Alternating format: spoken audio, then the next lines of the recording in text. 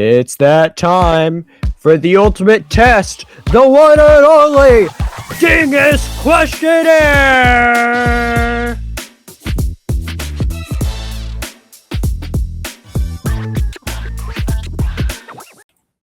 Welcome to the Dingus Questionnaire. Here we have Warren of Sig and Joe, writer, artist. You did almost everything on this book. Everything but the editing.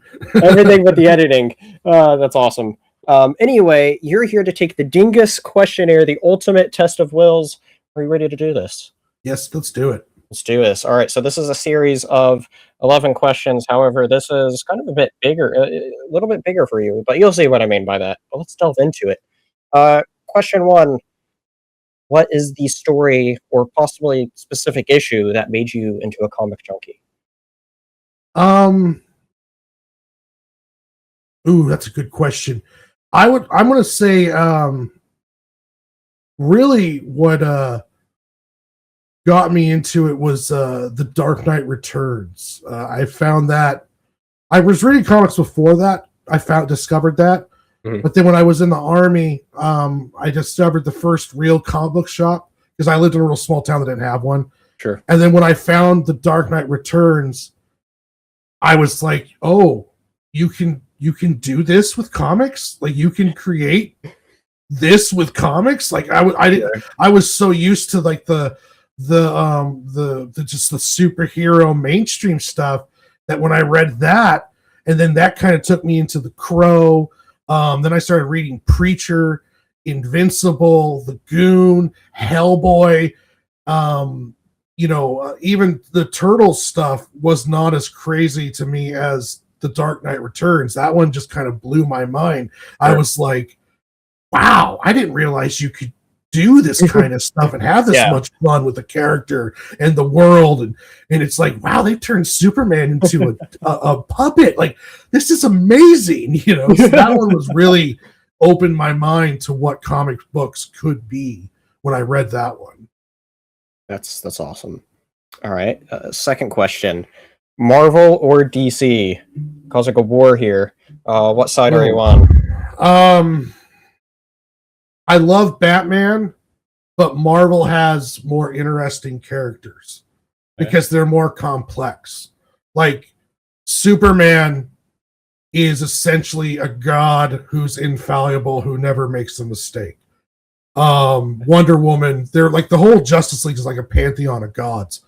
For me, I was always drawn into Spider-Man not being able to pay bills and not being able to work with, keep a girlfriend and a job, or Bruce Banner with, being chased by the government and his anger issues, and Captain America, man, kind of out of time, sure, trying to find his place when everything that he's known and everything that he is, he has to question all the time. Sure. Batman was the one character where in DC you could really get a lot of that. But a lot of my original diving into comics was heavily into indie stuff like Preacher and Invincible and The Goon and Hellboy, Vampirella, stuff where the characters were a bit more complex and they didn't have that black and white morality, sure, like a lot of the mainstream did. And it's one of the things I liked about Marvel was like, I'm watching Spider-Man and I don't know if he's going to win at times, or Civil War is a great example of it. Like both Tony and Steve thought they were right. And that was kind of like a morality of each individual character. And they both had good arguing talking points. Magneto and Professor X both thought that they were right. Magneto thought he was protecting his race, and Professor X was also trying to do the same thing, the same mission, but with much different ideologies and direction.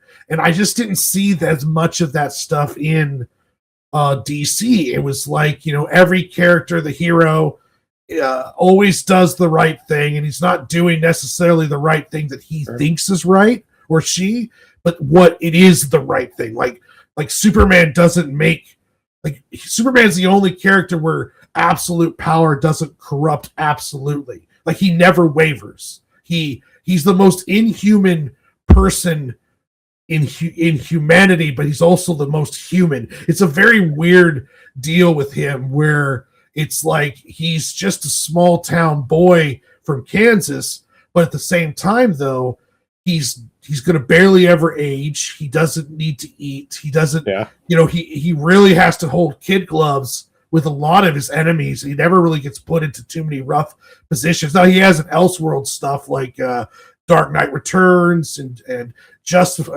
Injustice and stuff along those lines. But with mainstream Superman, he always just does the right thing. And sometimes it's really cool to read, but other times I'm just kind of like, I'd like to see him put in a position that no matter what he does, he's got to go against something that he would never do. Create some complexity for the character. I love it. All right. Next question. You talk about a bunch of these heroes. Who's your favorite? Oh, we're going mainstream. It could be any comic. Any comic? It's the Goon. Comic. The Goon's my favorite character. I absolutely love Eric Powell's The Goon. I'm a huge fan of it. It's either that or it's the Ninja Turtles, and I'll just put all 4 turtles as one character. Sure.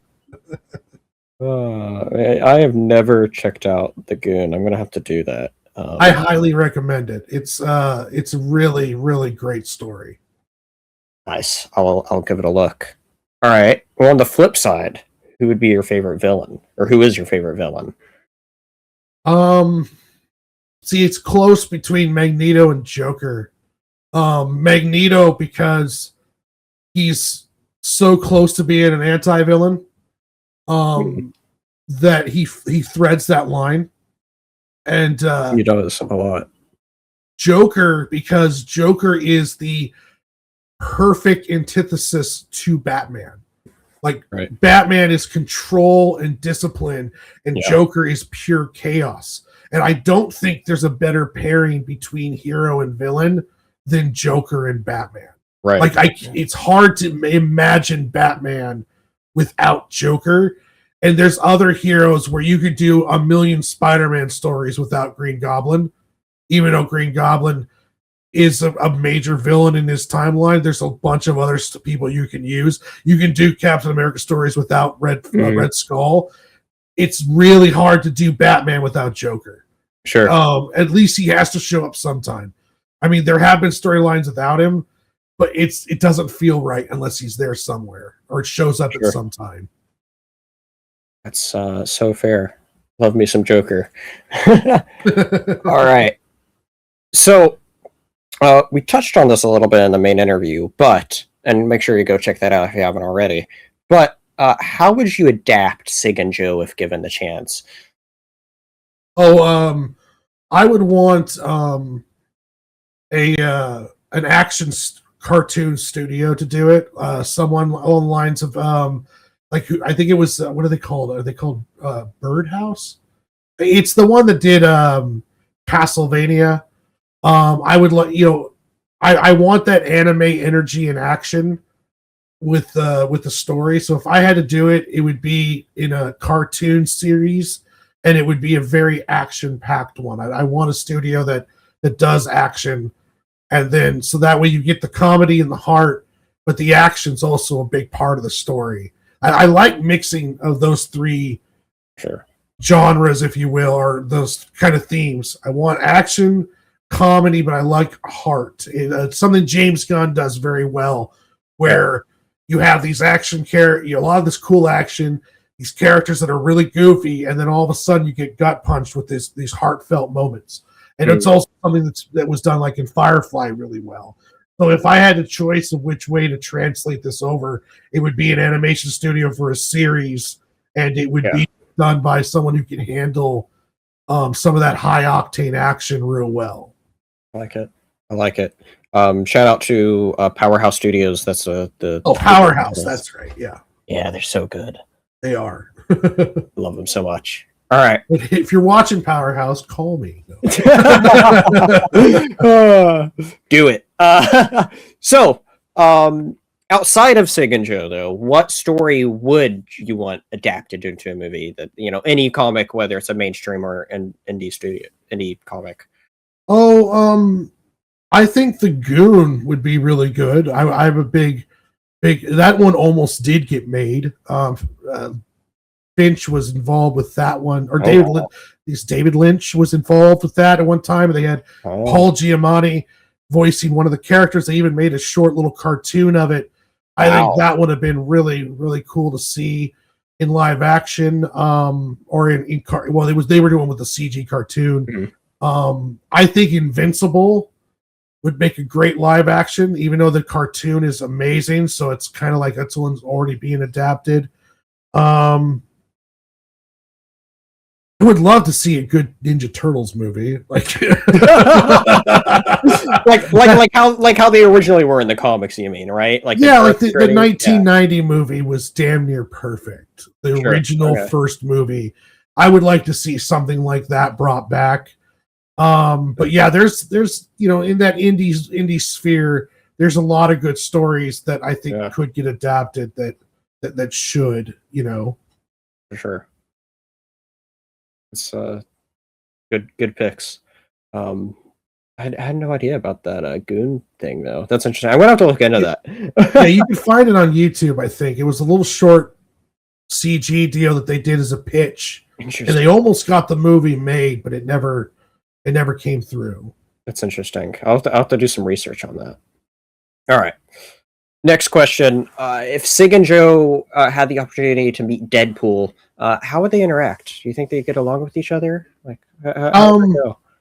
I think Sig and Deadpool would eventually. I think Joe would just be irritated trying to deal with both of them. Because sure. But when the action started, I think Sig and Deadpool would have a lot of fun. Sure. This question was hard for me to come up with because I was like, who do you think of who to interact with? Like it's so easy to think of for everybody else that's done this so far. Where I even came up with a version 2 that I'm going to ask the alternate version that I came up with as well.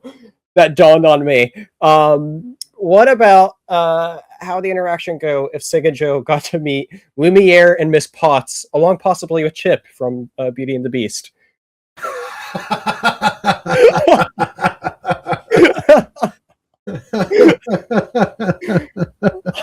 Well,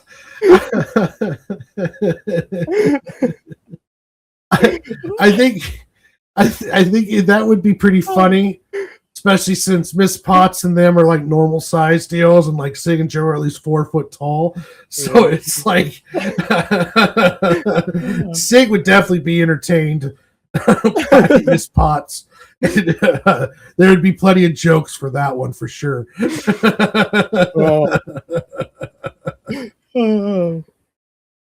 All right. So, okay. This next question is an interesting one because I tailor it towards whether if you're a writer or an artist, but you're both in this case. So I'm going to let you open interpretation for how you want to do this one. But what is your Mount Rushmore of writers/artists? If you want to do one for both writers or artists, or do one together, however you want to do this. I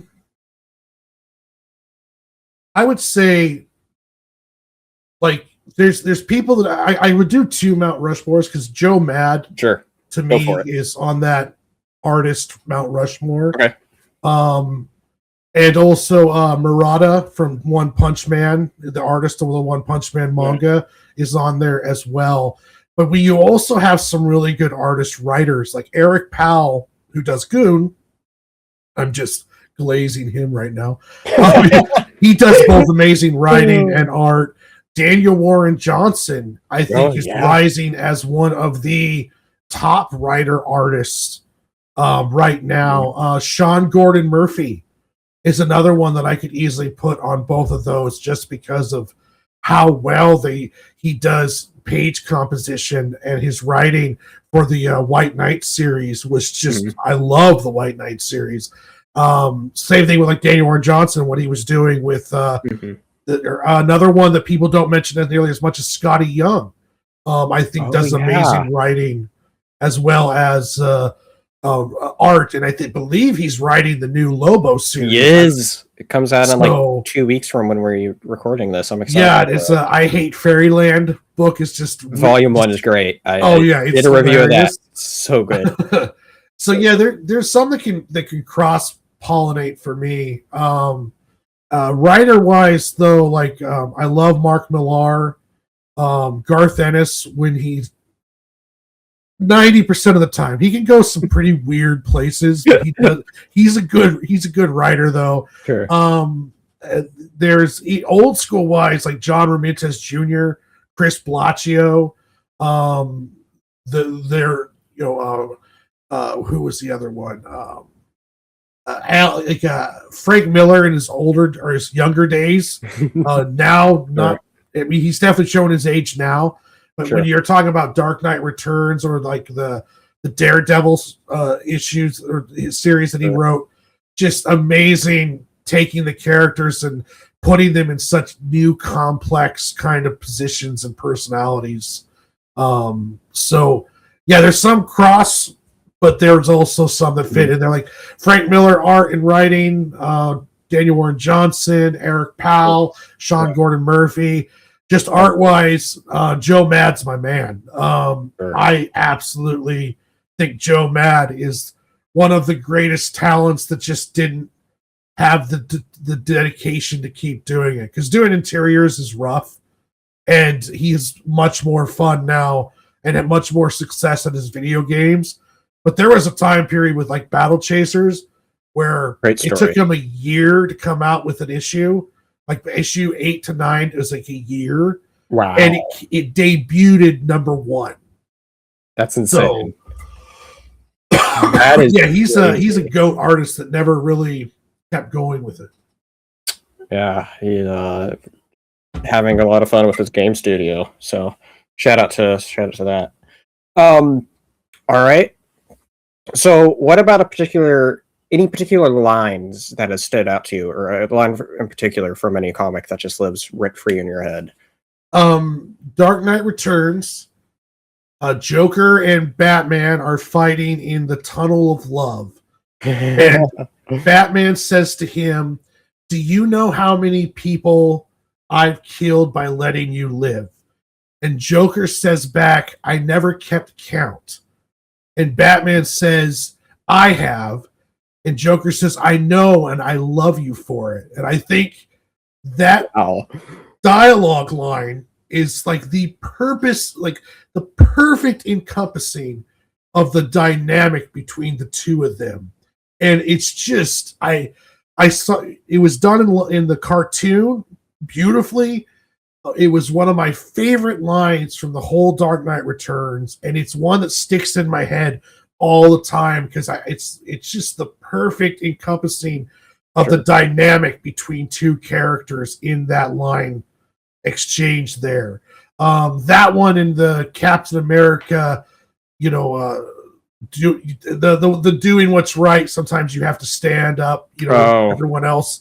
That's another great line, but nothing is to me is just resonates as that Joker Batman back and forth there.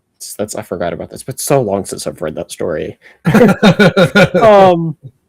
All right. So what about on the flip side of that? Same question, but what about like a particular comic, like splash page or art panel in particular that has the same effect? That's a good one.